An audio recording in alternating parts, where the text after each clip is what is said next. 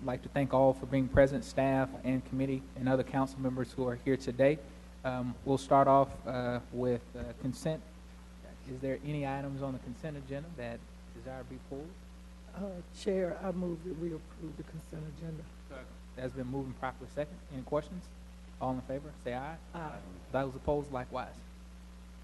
All right. Committee, please acknowledge that at your place there is a revised agenda, which does make sure that the item G4, fund request from Share Cooperative, is on the agenda as item G4 on the agenda.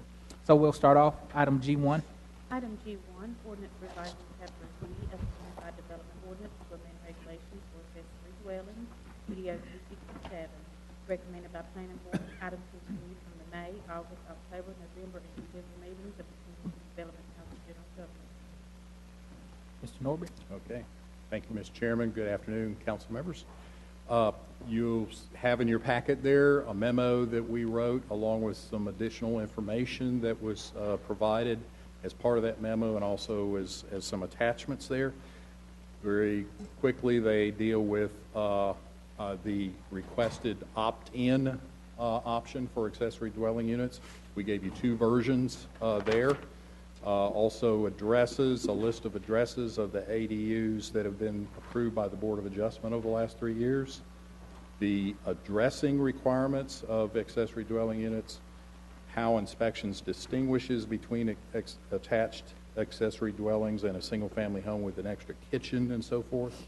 What are the maximum square footage requirements for ADUs in other cities, and do other peer cities require kinship? So I'm going to, as quickly as I can, go over the highlights of that. First of all, the opt-in option. And we put before you two ordinance versions there that deal with that issue as requested. The first version is a neighborhood-wide opt-in that would require that the neighborhood would come together and agree on becoming a neighborhood conservation overlay zoning district that would allow for the possibility of accessory dwellings. This would require an application, one, meeting the NCO requirements, and there's several in there, and also a process that is required there.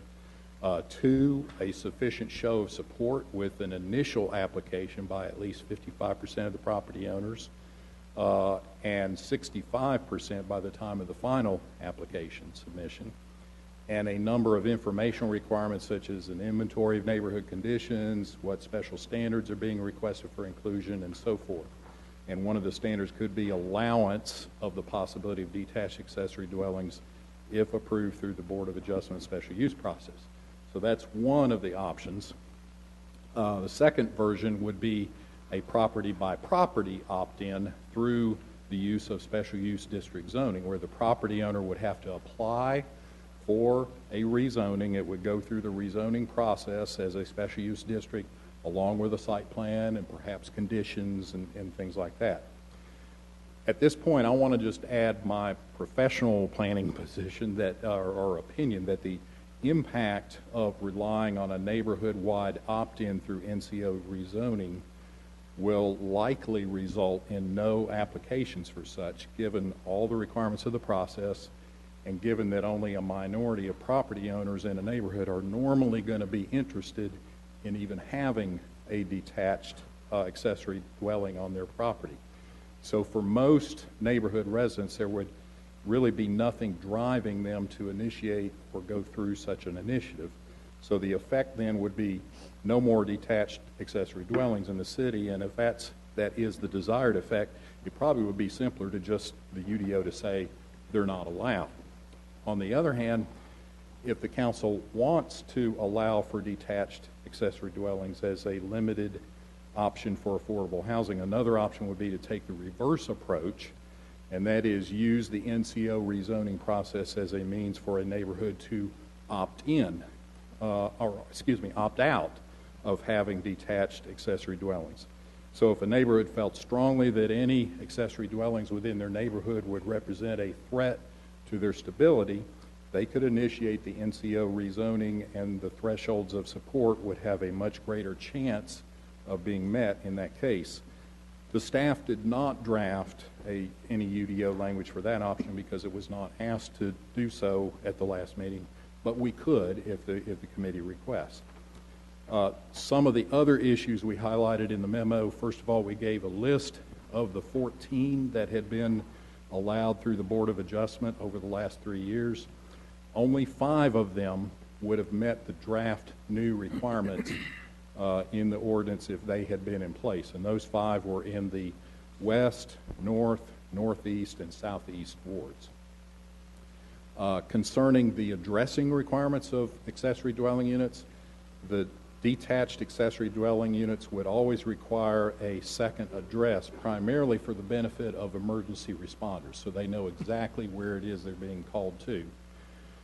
Attached accessory dwellings accessed through the same front door would require one address for the building as a whole and subordinate numbers for the main house and the accessory dwelling. The post office would allow a choice as to 1 or 2 mailboxes. However, that is a moot point as the proposed ordinance prohibits a second mailbox. An attached accessory dwelling access through a separate door in the structure would require a separate address. If there are no sequential numbers left on the street, they could be issued a subordinate address as a way to deal with that issue. Another issue was how would inspections, or how does inspections distinguish between an attached accessory dwelling and a single-family home with just an extra kitchen? So what they have reported to us is that the presence of an auxiliary kitchen does not in and of itself constitute an accessory dwelling. A number of single-family homes have additional kitchen in a remote part of the house, such as in a basement. So if a permit for a second kitchen is requested, inspections requires the owner to give them a second kitchen affidavit, which is a legal document that declares the intent and the purpose of the owner with regard to that second kitchen. There are also prohibited alterations to the exterior of a structure, such as utility meters, mailboxes, size limitations, and parking restrictions. So those are kind of some built-in features that would limit the ability to kind of illegally put in accessory dwellings. Ultimately, it depends on the intent and use of the property by the owner, and that's why inspections looks for that legal document. Next to last, the maximum square footage in other cities for accessory dwellings. We have a table on page 4 in your memo on that, and it ranges generally from a low of 650 square feet to all the way up to 50% of the building square footage not to exceed 2,000 square feet. I believe that was in Hickory. And then finally, do any peer cities still require kinship? And we looked over the largest municipalities, the 30 largest, and only Rocky Mount still contains kinship requirements in their ordinance. So that just kind of briefly covers what we did in that memo and the other information that we provided to you. And Kirk Erickson is here, and between he and I, we'll be glad to answer any questions. Comments from the committee? Mr. Bessie? Question, actually, at this point. One of the first opt-in alternative found in the packet doesn't have anything yellow highlighted in the copy in my book. If you look at page 11, it appears that there's a specific paragraph. 10 lot requirements, paragraph E, that ought to be the highlighted yellow. It is in mine. It's Mr. Bessie, it is in mine as well. I have something I can put on the Elmo if you'd like me to. Yeah, I think it's hit or miss. I mean, it's not in Lee's, it's not in the mine. hard copies don't, but the electronic copies. Okay, that's it, yeah. But some of them, some of the alternatives, like you go to the next one. Oh, yeah, some of them. Okay. But anyway, that's the paragraph that ought to be yellow highlighted, yes? E, Yeah, 10E on page 11. right. So this paragraph right here, E would be the only paragraph that would be highlighted on page 11. That's what I thought, okay. And the second alternative is the one, is that the one where it would be an opt-in on a case-by-case basis? People would come to the elected board? That's correct. That would be the special use case-by-case opt-in. Okay. And my understanding is correct that that would be through the elected board in that case? Correct. Okay. Thank you.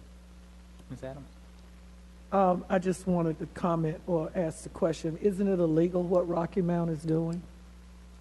Is it, city attorney, about the kinship piece? I thought the general statute was prevented that. Yeah, based upon the Wilmington case and our research, it's our opinion that it probably is. Okay. All right. In fact, I was one that asked for that data because I had suspicion that a number of cities simply had never cleaned up their language. Apparently, most of them have, but Rocky Mount hasn't. And we haven't either. And we haven't either, but we're In the process. Working on it. We're working Yeah. diligently. with all deliberance. Mr. McIntosh? I've got a question for council too. Is what Chapel Hill does offensible? You can just say that they're not? They don't. In terms of not having it at all. Right. Okay. And then one question for Kirk or Paul. Along with not having additional mailboxes and meters and things, you couldn't put a set of stairs on a house to an upstairs unit, or, I mean, which was done quite a bit. Right. I mean, I've torn multiples of those off houses. Right. And so that would not be allowed. Councilmember. One example is the house in Ardmore that we had a zoning case on maybe 2 or 3 Right. years ago. Right. And Councilmember McIntosh, if you'll permit me, I could actually read through what's currently in the ordinance that we're not going to change that prohibits things in addition to that. And again, this is talking about attached accessory dwellings, but prohibited alterations include multiple entranceways, multiple mailboxes, multiple nameplates, and then going on to say no new stairways to upper floors are permitted on any side of the building which faces a public street, and electric and or gas utilities shall be supplied to both units through a single meter. So there are several restrictions tying back into what Paul was mentioning earlier about the mailboxes. Right. Thank you. Mr. Larson?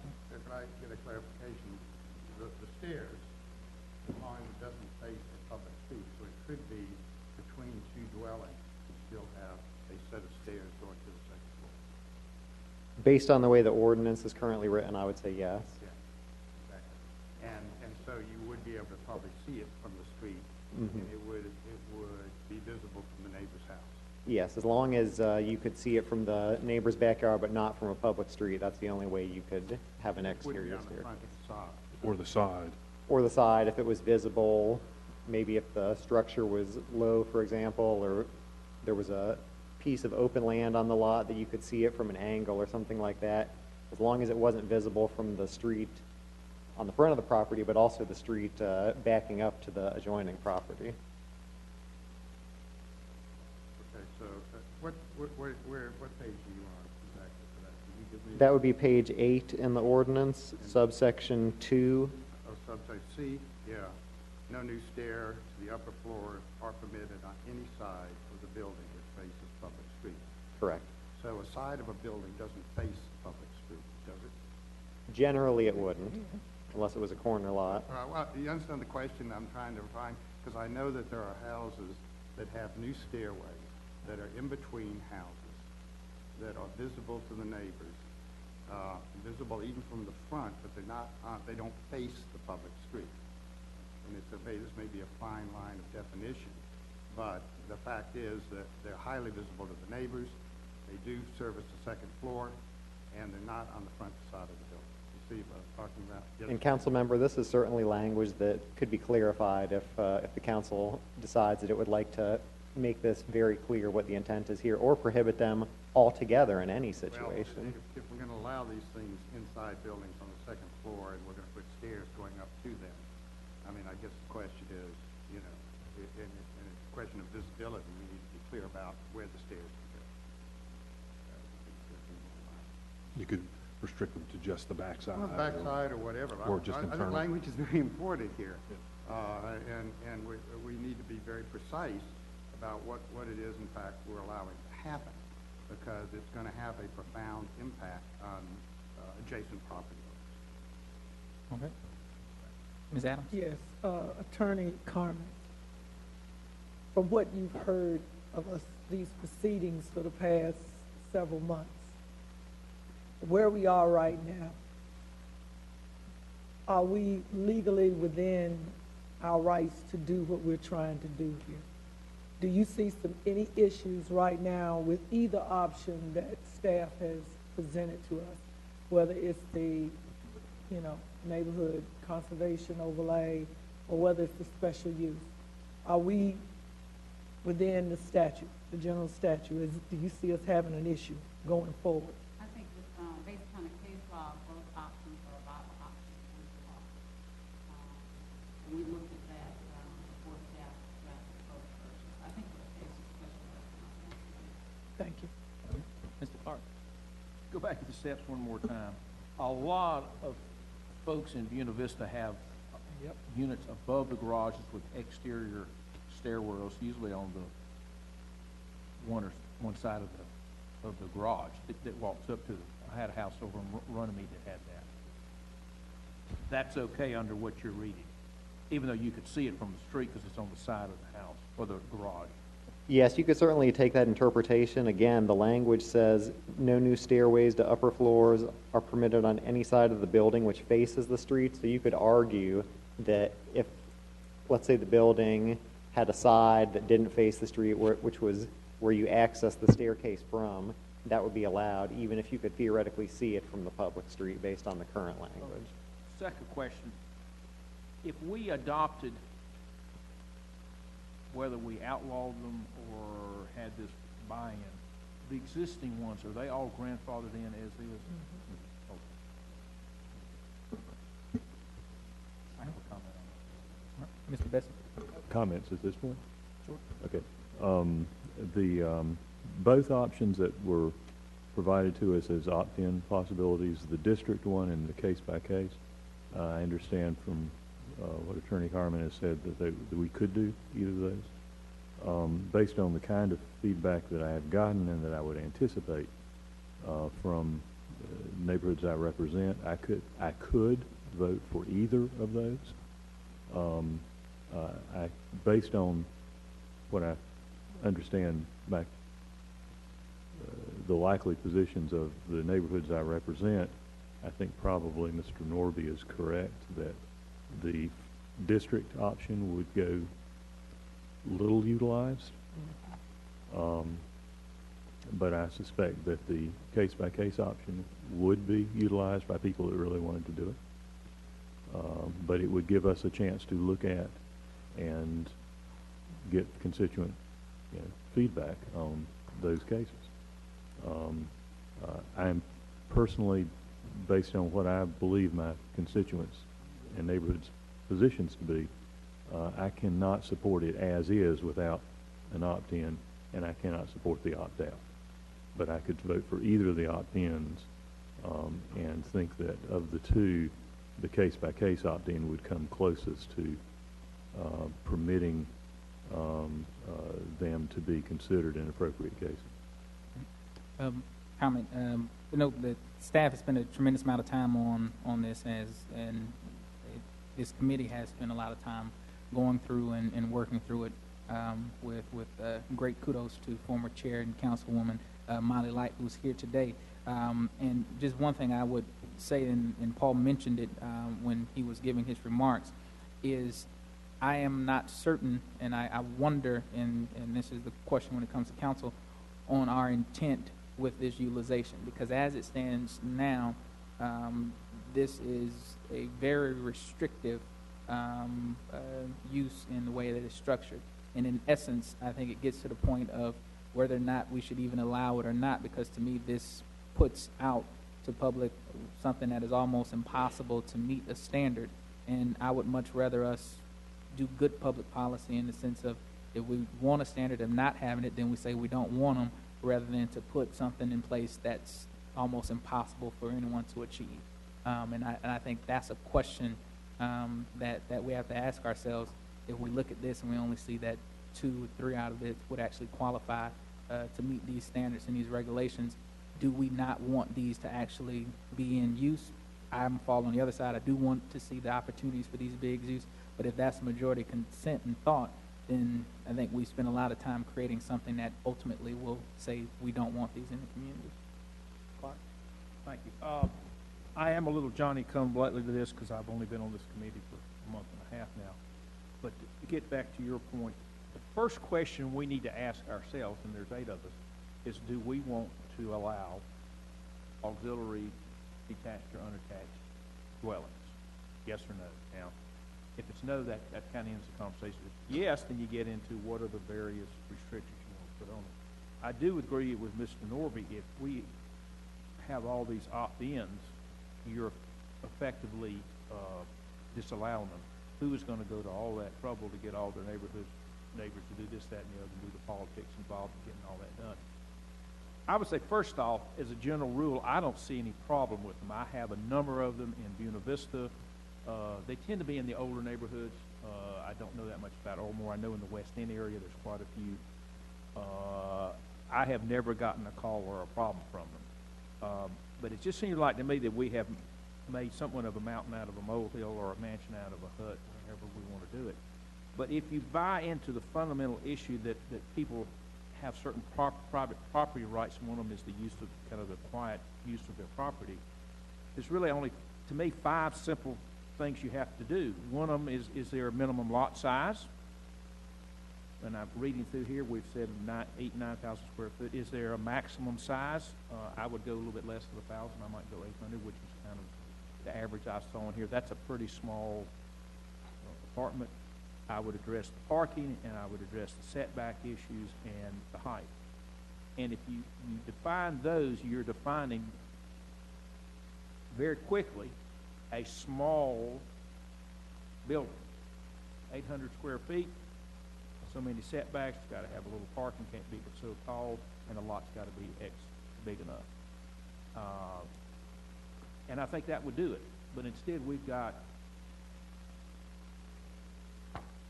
up to 3/8 of an inch right now on something that I think could be done very quickly. And I'll say what I said at the very first meeting. I think this is a solution in search of a problem. How many people want an 800 square foot thing on the back of the yard? I just don't see that big a demand for them. Again, in the neighborhoods that I've seen them, in the neighborhoods that I visit, I happen to visit West End a lot because I go to church there. I don't see what the problem is, particularly with a few specific lot sizes, apartment sizes, et cetera, et cetera. Ms. Adams, Ms. Bishop. Comments. I almost agree with Councilmember Clark. And, yeah, that's right. Don't get me wrong, like I said before, it depends on where you live. It depends on what the culture mindset is of your neighborhood. Again, I have to stress, everybody doesn't live in West End, everybody doesn't live in Buena Vista, and everybody doesn't live in Sherwood. Over half the city lives in the inner core of the poorer neighborhoods. So I see this, as I've said before, with people getting older. And the new thing is that people want to stay close to their neighborhoods as they age. Most poor people cannot afford to go to the retirement homes that we have here in the city. I can't. And so therefore, a person that wants to put a small 500, 600 room with a kitchenette in the backyard, it's okay with me. If it's for a relative or something, like I said, boomers are getting older. Again, I don't know where the solution is, but again, as I've said from the beginning, I'm a proponent of it, that I should be able to put a small unit in the back of my house, so if my sisters, if they don't hate me or nothing, that they'll come and take care of me like they did when I got sick before. And they're getting older too, and we just all live right there in our own little mini compound on my 1 acre, you know? Mr. Bessie? Yeah, I think what you've got is a couple of viewpoints, a couple of descriptions that have been made of, that are sometimes correct, but often they're not a description of what happens. What Councilor Adams just described is what our ordinance tried to enable. It tried to facilitate the relative, attached dwelling, what used to be called in some neighborhoods sort of the mother-in-law apartment. We are told now that court decisions do not any longer allow us to include that restriction in the use. So that option for good or ill is out the window. We can't enforce it. What Councilmember Clark has described is sort of the garage apartment situation in a neighborhood like Buena Vista would typically be a large, fairly high-priced house with a garage apartment, and you get some areas where that's the typical experience.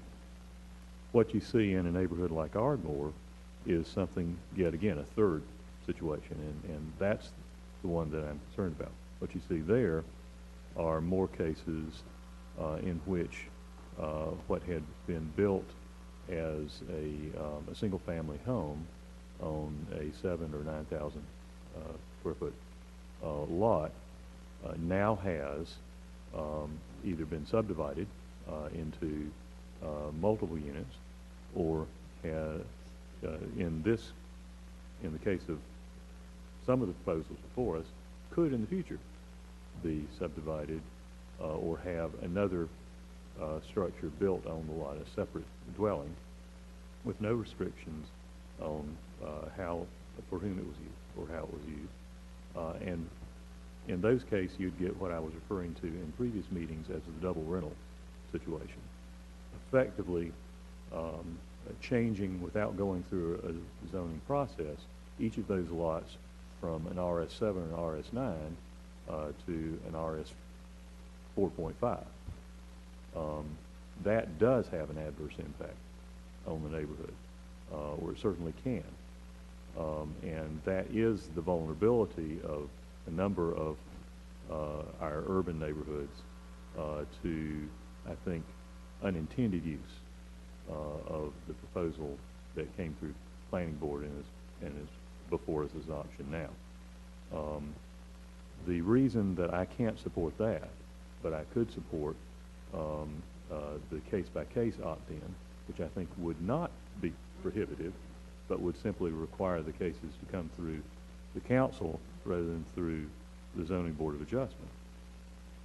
Somewhat more expensive, but it's available as an option, and it's meaningful as an option, is that would give us the opportunity to guard against that kind of deteriorating use in an area, and would give us the opportunity to speak on behalf of the neighborhoods in situations where that is a likely result, and we can be predictive about that. We can see that that's what is happening on that block or that street or in that part of the neighborhood. That is why I think that it is not as simple as sort of the Buena Vista garage apartment situation, and is not not limited to the aging sisters or the other relative that was, each of which is a good description of a part of the picture, but is not the part that I worry about. Mr. McIntosh and Mr. Barker? I think all along, my problem with any of the solutions that we've come up with, except maybe for the single come to council before every use, which I think presents its own set of problems, but everything else has been such a broad brush. And when I think about the specific neighborhoods where this makes sense, it really makes sense for them. And the neighborhoods where it doesn't make sense for the neighborhood, it really doesn't make sense. And yet we're going to set this broad parameter and make it, we're either going to take away people's property rights in a neighborhood where they should have the access to do that, or we're going to punish people who don't want them in their neighborhood. to me, it's almost a micro neighborhood kind of a deal. I think the burden to ask somebody to come before council and go through that whole planning process will effectively eliminate this from occurring, and we'll have what we have now and have had for a long time, is that people will go and do it on their own and hire Johnny Jackleg and do subpar work, and inspections will continue to really pull their hair out about that. And again, in the real estate business, we run into it all the time, where we can see where it's been put in, and you can tell that it's not been permitted. So that's, to me, that doesn't solve really any other problem. And I don't think we want to do things like we were doing with the taxi cabs and making mobile homeowners come back every year. I mean, I think it's just frustrating to everybody involved. It's an issue that people are passionate about. John and I just had a very spirited conversation about this, and we come from very similar backgrounds in terms of neighborhood preservation and architectural preservation. I think we still have some work to do on this. I'm not ready to well, I'm not on the committee, but I don't know that it's ready to come to council yet. I don't. I mean, the question about the stairways, I mean, I see where that makes sense. You know, if you have a one-story building, main building, can you only have a one-story building out back? If you have a two-story building out front, main building, can you have a two-story? I think there are plenty of details that we need to have to work out. Overall, though,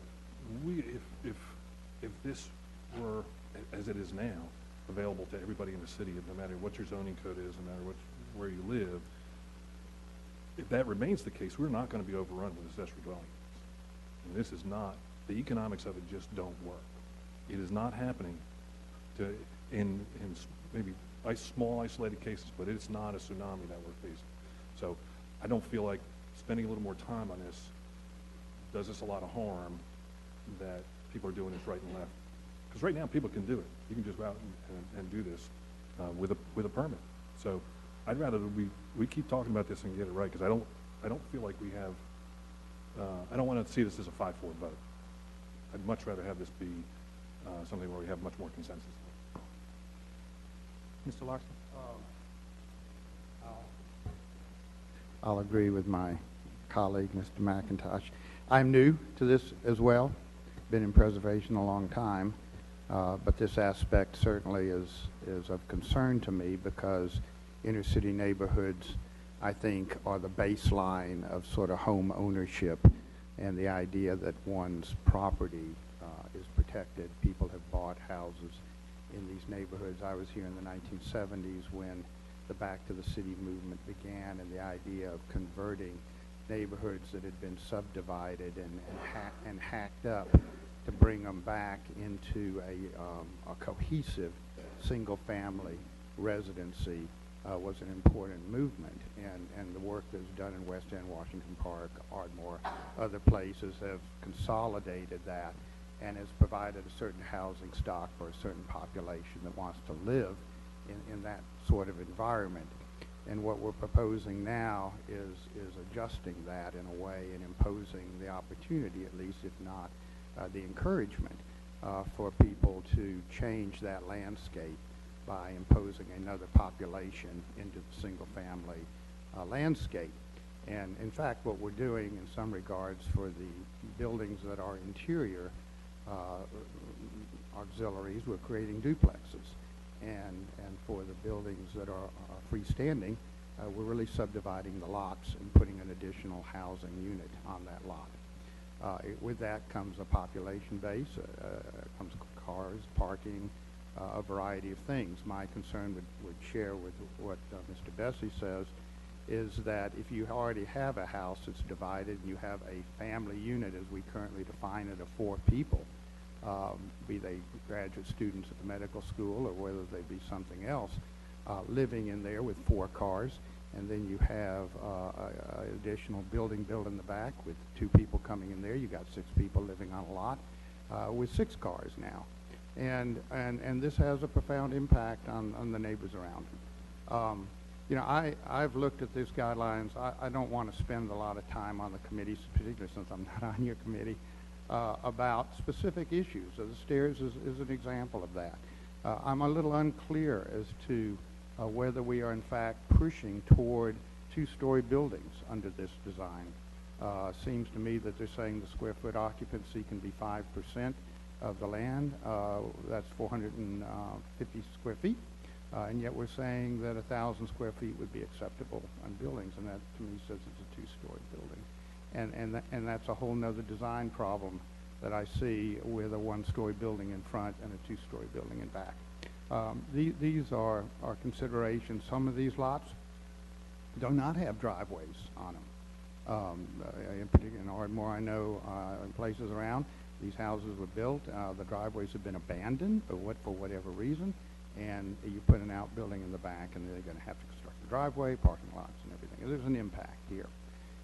If we're going to allow these buildings, you know, there needs to be a consideration for the neighborhood at large, and that's really where my focus is right now on these discussions. That neighborhood input could take the form, as Mr. Desi has suggested, that each one of these is going to have to be looked at individually and the impact that it has. I don't know that a neighborhood conservation overlay, that is basically the option trying to opt in to opt out, or opt out to opt in, or whatever we want to call it, it basically puts another layer on the neighborhoods to come up with guideline standards and what have you that will, I think, be rather cumbersome for the neighborhoods to devise. I think there's also the problem of defining boundaries for these things that we need to consider. That is addressed by this case-by-case study if we want to go down that road. I also see, as a potential politician in this world, what that might mean as these things start coming forward. And if Mr. McIntosh is correct, and that not many of them are going to in fact be activated as a result of all of this, then it's not going to be a problem to take them on case by case. But on the other hand, you know, if we start seeing a lot of these and they start creating this new dynamic, then we've got a real problem. So I would request, as a new member of this committee, of the board, to have a little bit more time, and I can go through with staff. I am particularly interested in what the 9,000 square foot means and what that actually means in our older neighborhoods. If you look at West Salem, where I'm particularly interested in Washington Park, and if we were doing mapping and say, what does that square footage actually mean in the ability to execute these outbuildings, and is it realistic in the sense of 7,000 has been discussed as well. What does it mean on the viability of these lots, and in fact to implant in the neighborhoods, the historic neighborhoods that I'm most interested in? I can't get a handle on that right now to know what, if in fact Jeff is right, that these things are not going to actually surface up. These are questions that I still don't have good answers for. And I would like a little bit more time if this committee is willing to pursue that. But I'd particularly like to ask the staff to look more comprehensively. If we're going to use the 9,000 square feet, can we actually see on a mapping, looking particular, I would suggest Ardmore perhaps, certainly my West Salem area, as to how many lots in fact would even be eligible to look at outbuildings or auxiliary buildings at this case for that. All right, Ms. Adams? Yes, staff. Mr. Norby, how much time have we spent on this? Give me months. How far back does this go? 16, 15, 14, what?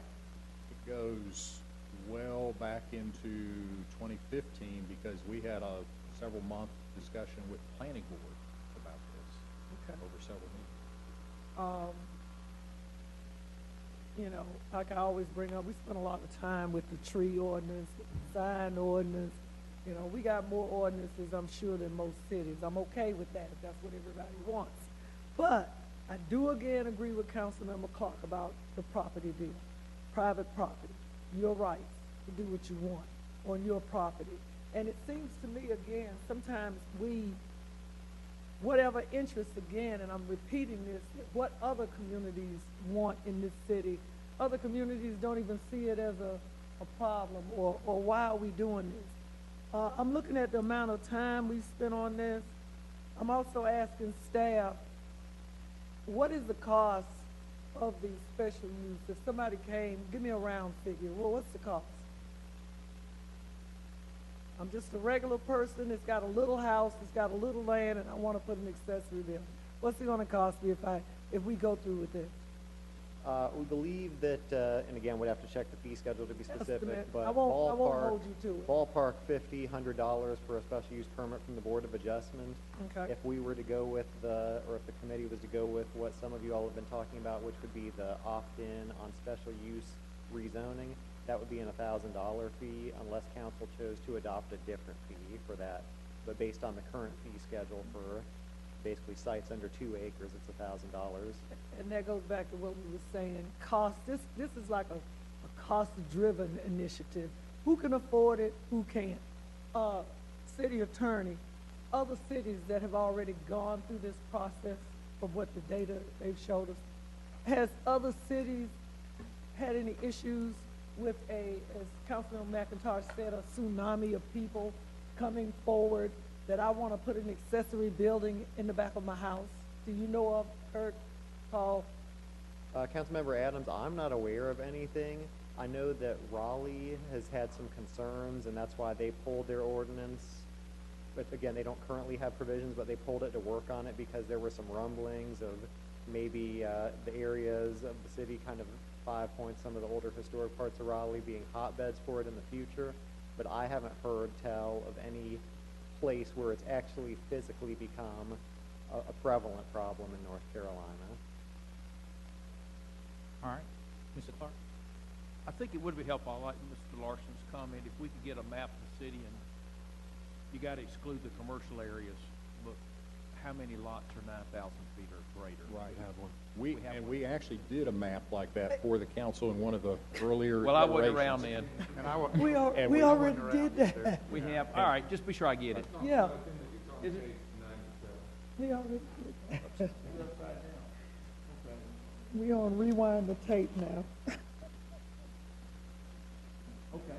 Good, got that one answered. I had not given much thought, I was just gonna comment Dan's issue about if someone's doing it internally, meaning that you've got a house that you're breaking off. Now, I have seen people do it with, I think you called it the mother-in-law or whatever, where they've added a second entrance, and they may have added a bathroom, but I don't. Again, I think you have to look at the practicality of this. John, to address you, it would be outrageously expensive to build 500 feet over 500 feet. Because you got to have a stairwell inside, you got to reinforce, you got, the different rafters and all that. It would be the world's most expensive little house. And that gets back to our real estate expert here. That's just a very expensive proposition. I think we have to be careful. There's all sorts of scenarios you can describe, but how many of them make sense at renting something out for $500, $600, $700 a month type thing? Same thing internally. What does it cost to go in there and put in another kitchen? I have seen second kitchens maybe in basements where that's where the kids, pop popcorn or whatever. But to put in a kitchen, if you got to put in vents, you got to run in maybe 240 power to the oven. I mean, it is not without expense. And again, and I just picked 800 square feet because it seemed to be a common number here. The practicality, that would be very expensive to do, to cut another opening, to board off from the rest of the house, to install a kitchen, maybe a full bath versus a half bath. And again, it's your mother-in-law, you might do it. But I think that the reality is, again, if that's what they do, now if people are just going through there and splitting something up, so you end up with 1,200 square feet each or something, that's a different situation. But I think that the practical point is, if we restrict these to something fairly small, I think the economic realities, and I agree with Mr. McIntosh, I don't think you're going to have a lot of folks wanting to do this. Yeah. Just my experience. All right. A couple questions, comments, and I want to at least try to chart a way forward for us moving forward on this. One is a question on whether or not within the ordinance, and I may have overlooked it, to the point that Councilmember Bessie raised in comparison to the detached unit and the interior. Is there an ability to have a separate, any type of separate, total separate standard for those two uses? If it was an internal piece as opposed to the external, in terms of having something that was a separate process if you wanted to do it externally versus internally. When you say externally, you mean both units would be attached, it's just whether it had an external door or an internal door, or do you mean? I'm saying in terms of internal, Okay, yeah. a detached versus attached unit? Right. That's already divided in the Okay. ordinance in two separate sections, and some of the standards are different. okay. And with that, that goes to just in terms of our balance and where we are. As we've had conversation here and as conversation has gone on for some time on this, my thoughts and the committee can chime in is want to make sure we get this right and do take the time necessary to do so, but then also don't want to belabor it too long at the same time. And so I'm going to ask that this committee be prepared to send something to council by March of this year, that we set a deadline that we want to have something out to the council by March of this year. I would also ask that staff would, and you've done it before, and I'd ask you just do it one last time, because I also have some conversation with council members on specific issues that they may have with it. At least from the conversation we had here today, there were at least three, I think, leaning in one particular direction from a committee in conversation. Would prefer something that could come out of committee unanimously, but at least something that we could get that the majority of committee can move forward to the full council, but taking into consideration what we've heard from other colleagues on the council and having those questions answered, so that one, we do get something that for the most likelihood could move forward. And being able to get those questions answered in a timely manner. Does that seem to make sense, and does the timeline seem plausible to the committee? Okay. That's how good our leader is. All right. Yeah. So what are the outstanding things that Mr. Bessie, did you have a specific question that was particularly the opt-in, opt-out? You're not, the opt-out piece is something that you're not willing to support, correct? That's correct. Correct. Okay. And the only thing I would point out about the case-by-case opt-in, if the factor that is giving folks pause is the cost of the special use permit, it's easy enough to adjust that for this type of issue. We could adjust that simultaneously. If $100 is too little and $1,000 is too much, we could put it at $250. But All right. you know, we can. Sorry. And again, when this came to us, as Councilmember Light, former Councilmember Light knows how I feel, I still believe that because of the demographics of our community and the economics of it, that poor people should be able to, if they need to, be able to access and put an accessory dwelling on their property if they want to. Many poor people don't own property, but when we do own property, we own property, and we want to do what we want to do with it. So I can see, again, I asked for the opt-in because I know how the other community feels about their community, but I know how my community feels about my community, and I think we should be able to, again, do what we want to do. I also believe, like when I asked about the cost, I knew that we could set a different fee, and we need to do that so that, again, poorer people, if they want to do this, they can do this. I don't want it to be an economics issue that they should not be able to do this if they want. All right. Mr. Clark, do you have any specific? beyond? No, just I don't like to opt in because I think that essentially says no one's going to do them. But I do think, and addressing the interior ones or the attached, I haven't given as much thought to. But I think with the correct requirements, and I would suggest that the main thing I've seen here was going to 800 feet from 1,000 feet to pull these things down a little bit. Minimum lot size, at least a parking space. Setbacks, I think you were going with half the requirement, something like that. I would be comfortable with that. Now, again, this issue of if you took a house and tried to break it up, I think you'd still have to meet certain requirements. Again, I would say maximum of 800 square feet. You got to have the bathroom, the kitchen, separate entrance, that type of stuff. All right. Mr. McIntosh? I think limiting GMA1, GMA2 to 800 square feet might make sense, but I don't know that we want to necessarily do that for some of the more suburban areas where people have already shown, I mean, of the ones that have been done here recently, they've gone a little bit larger. A couple things that John and I talked about that I think I'd like to see worked into any ordinance that we come up with is the opportunity to alter setbacks depending on whether you have an alleyway behind you and whether or not you have agreement from your neighbors. Because if your neighbor has a building that's grandfathered in, that's right on the property line, you should be able to do that as long as everybody's concerned, everyone who abuts it says, yeah, that's fine. And then what was the other one? And the height, yeah, I think there's some sense to limiting an accessory building to the same number of stories or same overall height as the main building. I think you do have the opportunity to get out of bounds if you have a tower in the back, and a mullet, short in the front, long in the back. All right, Mr. Locke? I would concur. I think there is a scrubbing if we're going to proceed with some parameters. We cannot control occupancy. We cannot control occupancy of the main house. It does not have to be owner occupied. We can't control who lives in the auxiliary building, quite honestly. So what we can control, though, is how these things are laid into the landscape and how they relate to the buildings around them.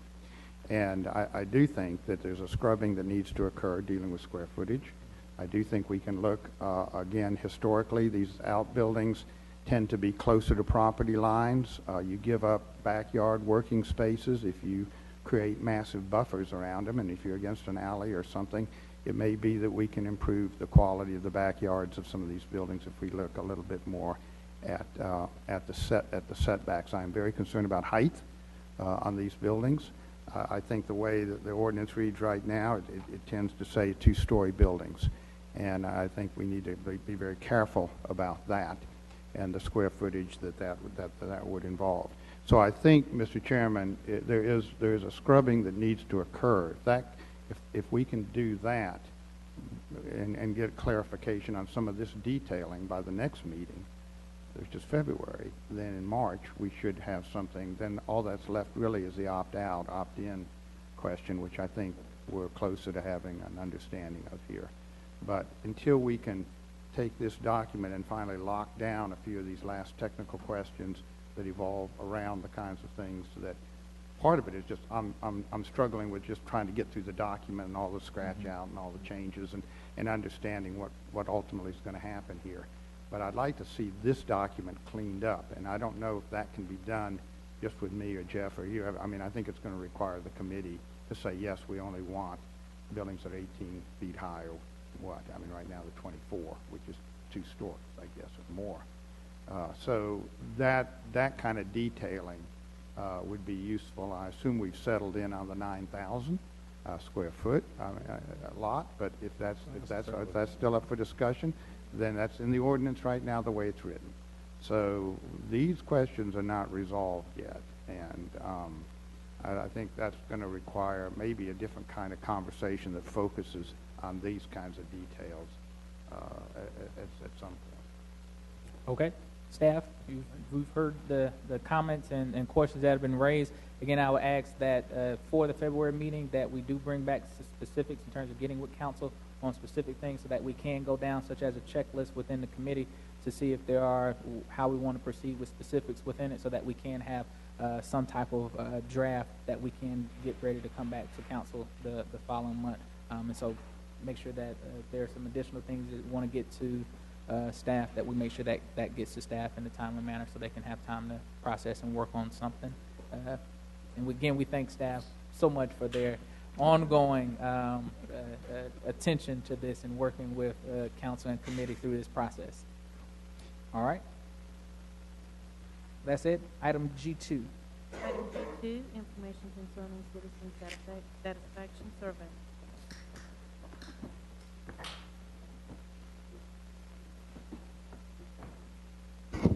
Mr. Rao. Good afternoon, Chairman Montgomery, members of the City Council.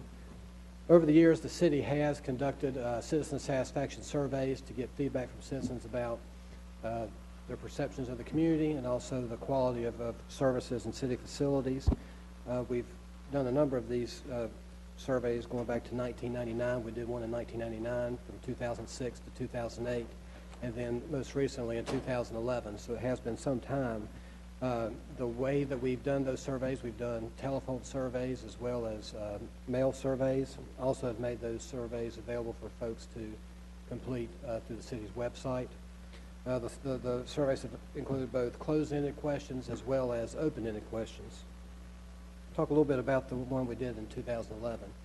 The city contracted with the National Research Center and the International City County Management Association to participate in the National Citizen Survey.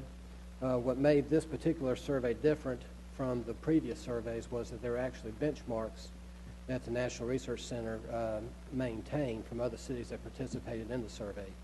And in that particular survey, we actually compared ourselves not only to the full database, but then even more specifically to a subset of cities located in the South that had populations between 100,000 and 450,000 people. So tried to really zero in on maybe similar sized cities in our region. So I think we really found that to be very beneficial. That survey was a mail-in survey, so it's kind of what they called a multi-contact survey, so they continued to send the survey to folks for them to complete and then return by mail. We did provide the access to the survey on the city website, and then also had open-ended questions.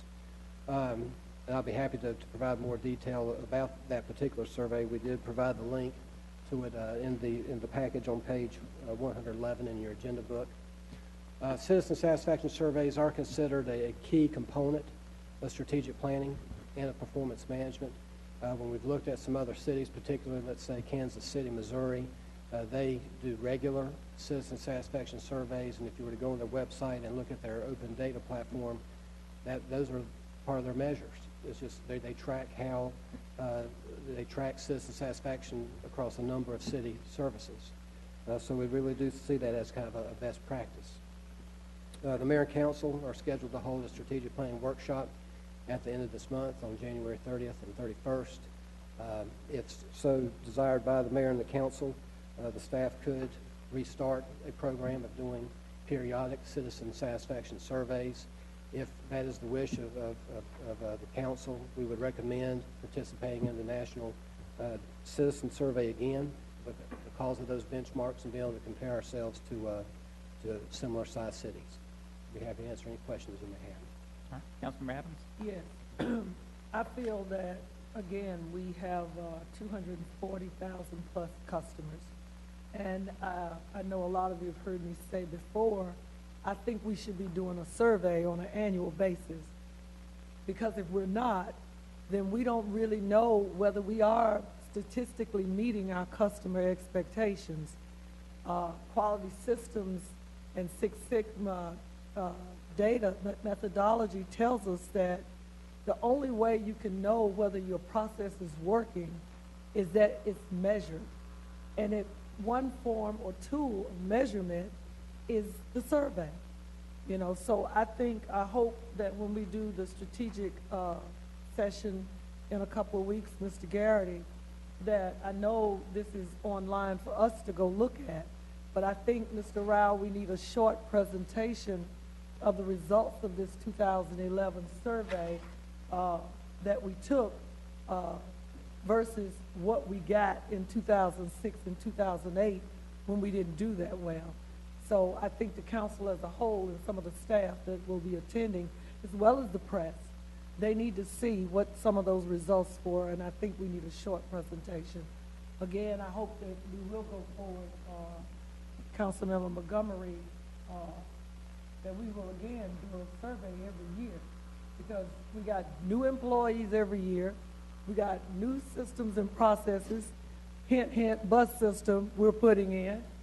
We need to know the convention center, whether customers are happy with what they got. That's the only way we'll know, because we're moving at such a pace now. So I'm looking forward to that. Thank you. You have a comment? Councilmember McIntyre? This reminds me to some degree of part of the conversation we had in the Star Cities thing that I believe you were at, and I know Councilman Adams, you were at.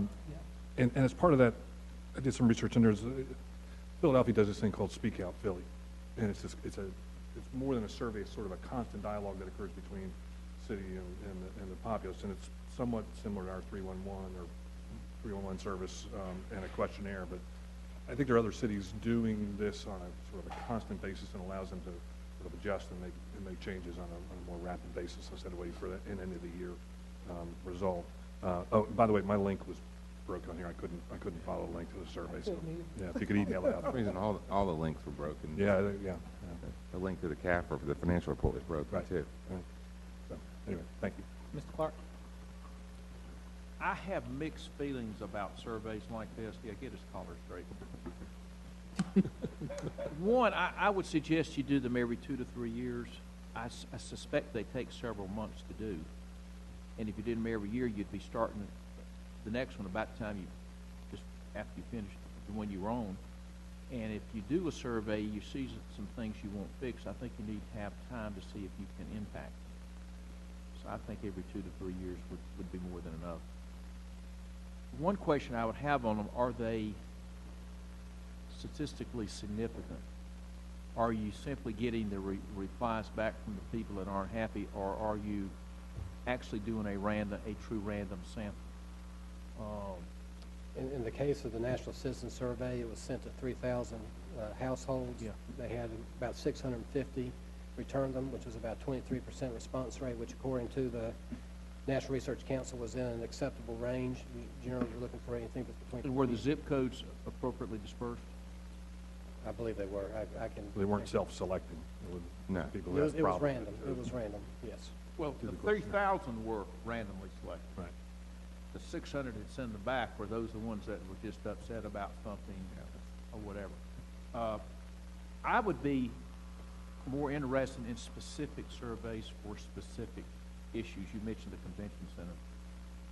I suspect people that rent it get a survey at the end of it or a phone call and say, okay, how did it go? You know, how'd you think about the food? And could get real time, just asking the general public what they think about the convention center, since a lot of folks aren't there that often. But there, bus service. By the way, Dan, we blamed you yesterday for all the issues. So there may be a lot of people at your public works in a minute. I would survey the people that use the bus. And I wouldn't do it tomorrow, but I'd wait 6 to 8 months, and I expect you're going to do that. And, you know, how are the new routes working out? What do you like, don't like, this, that, the other? I don't think it makes sense to survey the people and ask them if they think the fares are too high or too low. I can tell you the answer to that one without spinning the stamp. If you survey people at the who use the pools or the golf courses or whatever, how you get those subgroups, I don't know. But and I also think the questions, and again, we'll have to wait and see what the survey looks like, but I wouldn't ask them for example, how the garbage collection was going. I would simply ask them in the last 12 months, how many times was the garbage not picked up on time or something. But anyway, I think they're important, but I think you have to understand the data you're getting, and is it truly random? And even though the 3,000 were certainly randomly selected, is there self-selection coming back? And that we don't know. Anyway. All right. Any other questions? This is not action item. Okay. All right. Item G3. Item G3, historic landmark application review.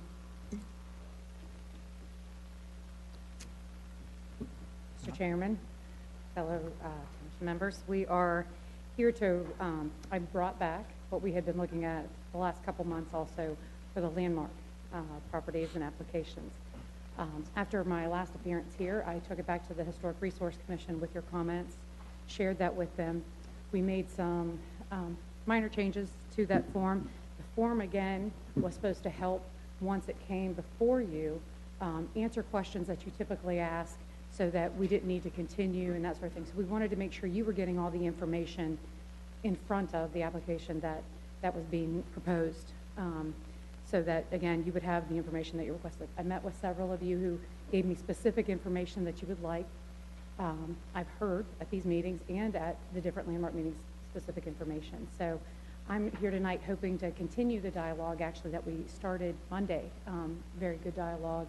A couple HRC members were there, a couple watched it, and they shared at the meeting that they feel this is a great opportunity. They see it as a good thing, and so I'm hoping that you also do.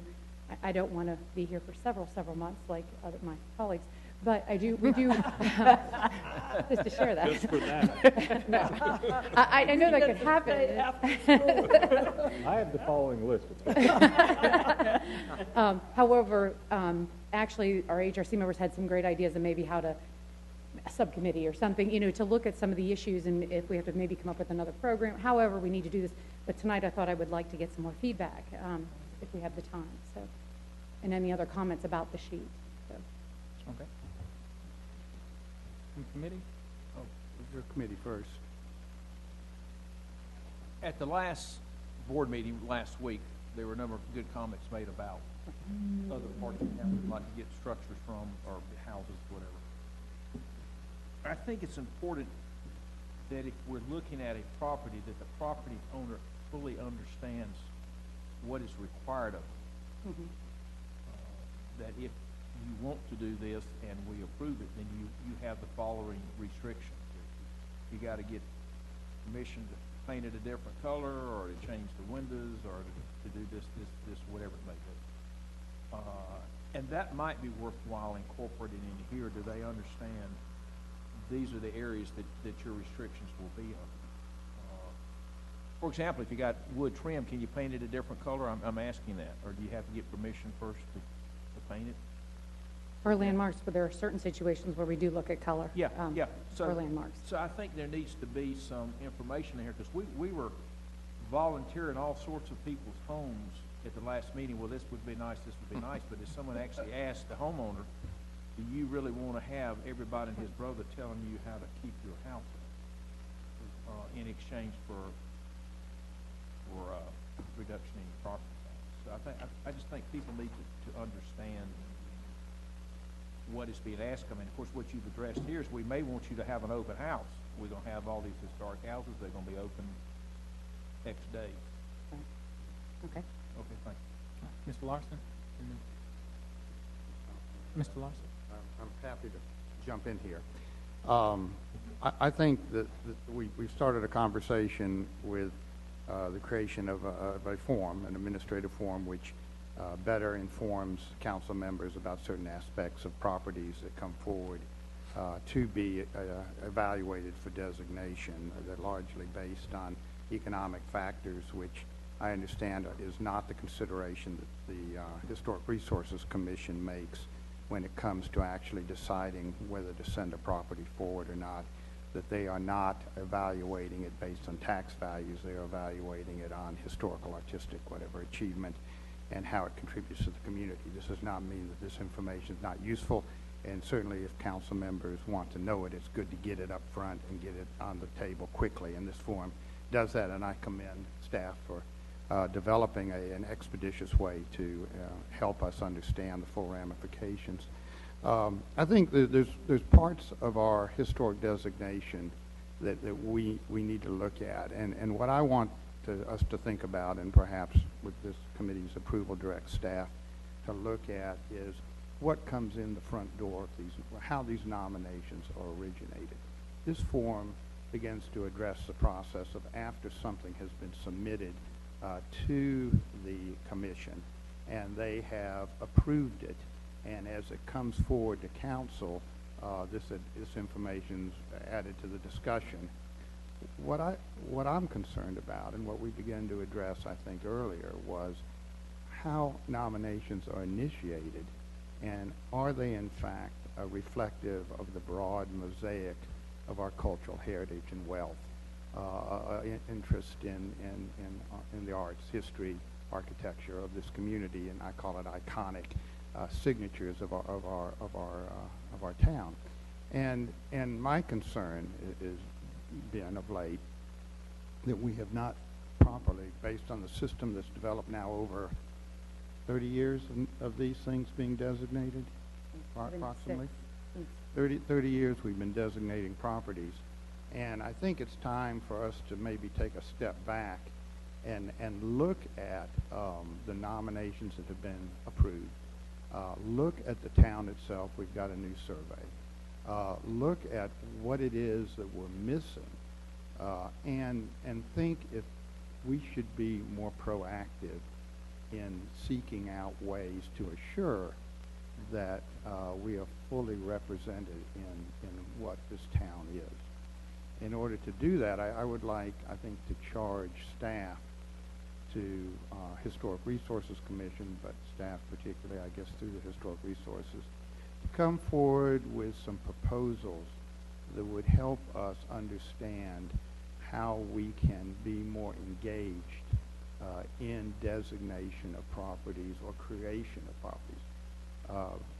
Councilman Clark's opinion or point is well taken, that ultimately the homeowners, the property owners, are going to be a decider in whether anything goes through anywhere. However, we know that there are certain obstacles that exist in the preparation of the form and in the processing of that form, just the bureaucracy or whatever you want to call it, administration of a form, that perhaps is intimidating. We know that the properties probably that should be designated, that the owner may be willing to have them put under the kinds of restrictions that are put upon these properties to ensure that they're preserved, that if given the opportunity, they would subject their property to that. But we have no way of knowing right now. Those conversations aren't occurring. And so what I would like us to do is open the door a little bit. I'd like us to spread the net, as it were, and seek ways to engage this other part of our architecture and our heritage here. And I would like to see some suggestions from Historic Resources, who ultimately send these nominations to us, and with the support of staff, identify mechanisms to recognize the historical character outside of what's currently being forwarded to us. I agree with Councilmember Larson. I'm sure a lot of you have heard me stress the fact that, again, I have no issue with the properties that come, but it is, again, what we've said for years, how does it benefit the whole community versus the person that's getting the tax break? Because everybody would love a tax break. I think we need to look at what, again, we consider quote-unquote iconic signatures of the community. And it's not always in a nice big house, because most of us that look like me, we didn't have any of that. We were the people building it or working in the factories to make it happen. So somewhere or another, all of that exists only because of people like me and others. So iconic signatures in our community, as we said, have been torn down and erased. What we have left, we've got to make a way so that we actually leave the signature of the rest of the community, an indelible mark on it, that over here, yes, you had Reynoldstown off Cameron Avenue, like I said, and these were the people that helped build R.J. Reynolds, you know. Whether it's where the connector is down there at the research, that neighborhood. Again, all of our neighborhoods, I say 80% of them have been torn down, even in my lifetime of 60+ years. We've got to find a way, whether that's those talking boards or something that's more than just a marker. We can start with the marker, but we've got to do more like what Creative Corridors has put in that some of us suggested. When people come to our city, they got to see that we actually lived here and helped make this what it is. And right now, we don't have that. If we have the cottages on Thurman, the one that most of you don't know about, some of us do, I remember those cottages when I was 5 years old. So that already tells you they were there before I was even born. But they're still there. They just need someone to come in, and some other groups or something, philanthropic people, to help make it happen. You know, Skyland Elementary School, we saw Brown burn down. We tore down 14. We tore down Lily Nevin. We tore down Carver Crest. I mean, it's still there, it's cooked. But the point is, we have a lot of signature, iconic buildings and neighborhoods in the African-American community and the Latino Hispanic community now that we need to showcase. And we need to let our citizens know that we care about it versus people just passing through our neighborhoods to get to the other side of town. But again, I thank you guys for your service. I'm looking forward to working with you to try to make this happen. Mr. McIntyre. First of all, I like the form. I think it's a good response to what council asked you to do in terms of offering some opt-in or offering some ability for the public to actually visit what they're helping subsidize, because, I mean, effectively, this is what we're doing. We're subsidizing. A couple things I want to throw into the conversation, and I know a lot of what almost everything we do in this arena is governed by state statute, right? I mean, the buildings that qualify are pretty carefully delineated by the state of North Carolina. Do we have the option of looking at districts, or is it just individual buildings?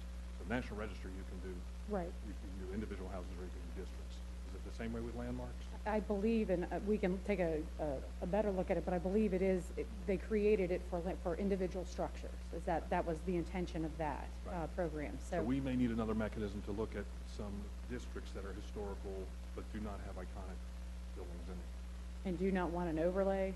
And is that what you're Well, thinking? Something between like an overlay and? I'm getting Okay, to that. okay. So there are cultural districts Okay. that are important but don't reach the iconic status from a built standpoint. And I think there's a strong sense that we want to preserve that. The preservation side of it, I'm a little disturbed at what has happened over the last several years, and I think we're getting ready to face again, and that's buildings that have landmark status that turn around and remove the landmark status and can tear them down or significantly alter the structure. There's a method that I want to look at, and we'll have to see if we can attach this or not, but I'd like to see a preservation easement on a property that gets landmark status. In that case, the property would revert back to whoever the governing body was, like North Carolina Preservation or some other, if there's an attempt to tear it down. It's a stick. Right now, we don't really have a stick. All we can do is make them pay back any money that they benefit by a reduced tax. Right. The general North Carolina statute says that we cannot deny a demolition in any of our historic districts or a landmark locally designated. But if an owner were to opt into that, if an owner were opt-in, if an owner were to agree to that beforehand, can we do that as a side deal? There are easements, and there are Raleigh, and there's another community that actually has special legislation to allow them to not allow certain demolitions. So there's a lot of research that we could do. Okay. So. I do think we need another method, I don't think that we as the city can offer enough tax abatement to make this work throughout town. I don't think we can afford it. I think the will is there from the city, and I think there's a large group of private citizens. I think the money could be raised to help assist that, but I don't think we can necessarily achieve what we want to do through 50% reduction in taxes. I think there are other mechanisms. I think we need to explore those, and I think everybody around the table would be interested in exploring those. Because ultimately, we have this gift that was left to us with this built inventory that no other city in the state has, and the more of it that chips away, the worse off we are for it in the long run. So I think we need to be creative and look outside what we've done in the past and look at some other communities and see what they've done as what tools they've used. All right. Mr. Bessie, we have one more item on the agenda, and we'll press. Yeah, just real quickly, I mean, we've talked at a couple of meetings now about what, in effect, is the need to have more preservation of community landmarks in historically African-American neighborhoods. We don't have a vehicle that we've settled on yet to make that, make the remaining opportunities known to us. That's what we need. We need a vehicle to a survey, some kind of systematic review of data that's already available, some plan for outreach to owners to discuss the options for historic preservation with them. And I'm interested in something of that nature. what are we gonna do? Okay. Have some comments and, want to interject in the conversation, some requests for some information. One, I regret the fact that I was unable to be at the council meeting, beginning of the month, or else it would have been at least one no vote on that, historic landmark. It wouldn't have been unanimous. And the reason I say that is that my challenge has been fundamentally around single-family properties, ascertaining the historic landmark status. On the commercial uses, when they are accompanied with adaptive reuse of historic properties, there is a larger benefit that happens into the total community. We get the building reused, we get new tenants in it, we get an additional tax that comes in because tax value on that property goes up, and even with the reduction in the taxes on the property, we still net most of the time more tax dollars back into the coffers of the city. And so because of that, the entire community benefits in that process. When we look at single-family homes, as much as we're retaining historic properties, the entire community doesn't often benefit from having and touching, seeing, and feeling those properties. And then when we look at the actual economic benefit, I question whether or not on the single-family properties, if that tax abatement actually does go to truly make a grand impact on offsetting costs for the rehabilitation. So for me, what I would like to see is comparative costs associated with some of the things that happen. And I know it's expensive in some instances, but when I look at the one that was just approved, the taxes that's paid on that property, city and county taxes, is about $8,256. You offset that cost 50%, $4,123 that is now a tax bill that you have. So on that $4,000, what are taxpayers actually getting, and what is the benefit? Over the course of 30 years, let's say it's a 30-year loan, the city has $123,000 that they've given back to this property owner for this property. So have we overpaid for the work that they've done in this property, or are we actually giving dollars back that's actually maintaining the property after that period of time? So it's a question: is there an opportunity for a sunset and a need for renewal to come back to council and say, okay, after this time, the investment that you put in this property has expired, and we've helped offset the cost to this up to this amount. If there's more work done on the property, that we can renew that and offset the cost for another period of time. But to have it indefinite, I think the taxpayer loses out, because who's to say that there is a continued reinvestment into that property that actually continues to maintain that on an ongoing basis, besides those initial investments that happen. I'm not sure if we can set a sunset, Madam Attorney, on that. And that's the conundrum of this, because at the end of the day, I make it in the beginning, and I make the investments on the front end that may be $40,000 worth, but if I stay in the property for 20, 30 years, I get a $100,000 benefit, and I'm not sure if that's proper. And then we talk about other properties in other locations. Take instance from my home, for instance, historic property, George Black Bricks. My property actually has larger square footage than the property that was just voted on. But my property, if it received a 50% tax credit, would not be $4,000. So how is it that my property, which is of similar historic nature, same type of square footage, still would not get the same benefit, even if it was applied to, and I would not apply based upon what my tax benefit would be based upon where my home is. So the way that it's structured in itself is somewhat not, is de facto restrictive, right? It becomes restrictive. It's unfair based upon because of the community I live in. If I applied for the same abatement, I would not get the benefit, and so therefore it is not in my interest or people in my neighborhood or community to apply for such a landmark status, because the benefit would be negligible, and it would not mean anything to that property owner in terms of what they've done to that property.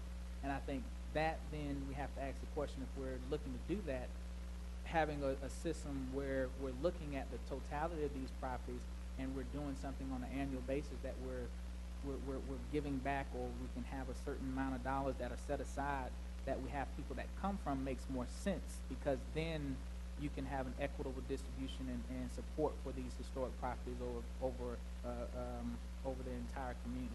And those are some things that I want us to look at and have, because that's, if we want to maintain residential, which I think many people on council I think may want to, and if that's the case, I'll try to figure out how we can do it where it's equitable.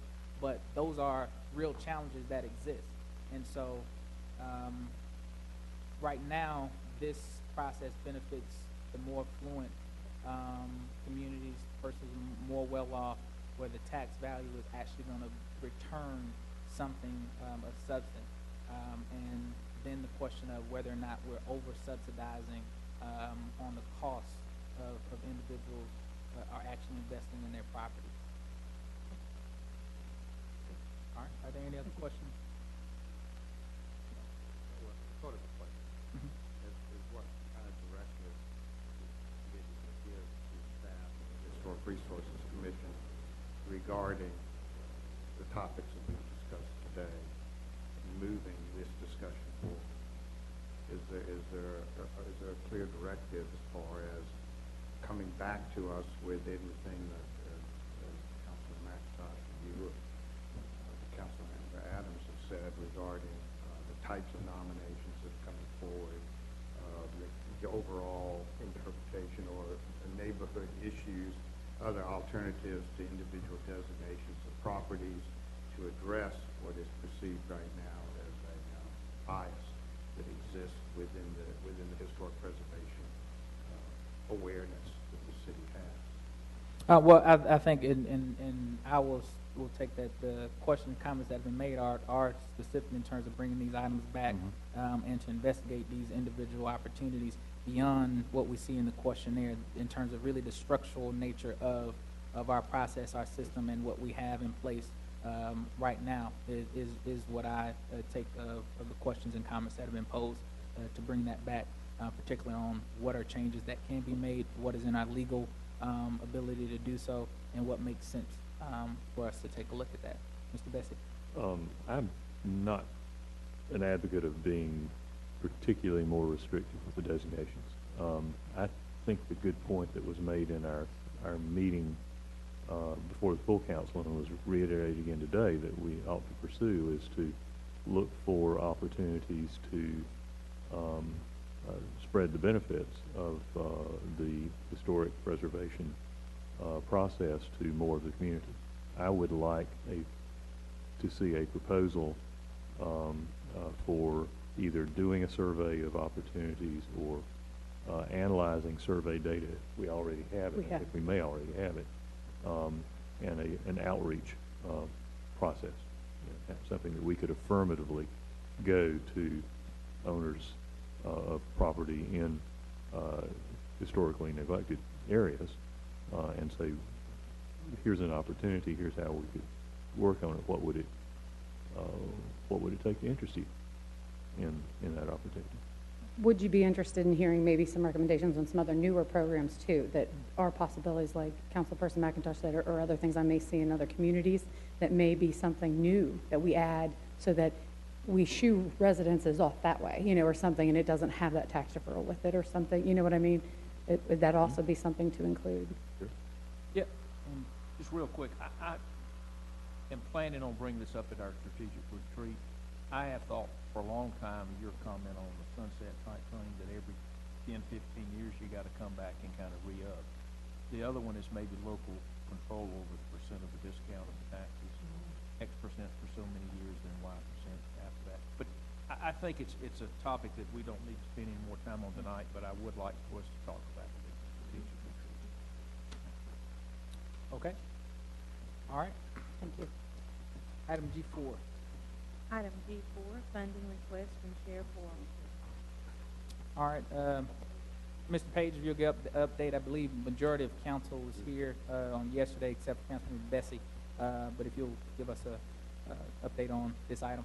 Yes, basically this is a request from Share for $21,800 to fund both a feasibility study and to assist with providing consulting services to look at doing a grocery store co-op in the West Salem Shopping Center. Adam West presented yesterday at Finance Committee, appeared to get somewhat favorable response yesterday, and a laundry list of items were requested. We're working with Share to receive that information. Much of it was provided this evening before the meeting. It'll be in your Thursday package. Right now, the plan is to bring the item back forward for consideration in February to both this committee and Finance Committee, and then the full council. Representatives are here from Share if you have any specific questions. All right, are there any? Mr. Bessie? I'm not sure whether this information is already included in the packet, pardon me, because it was finance. I wasn't going through it with the same level of detail.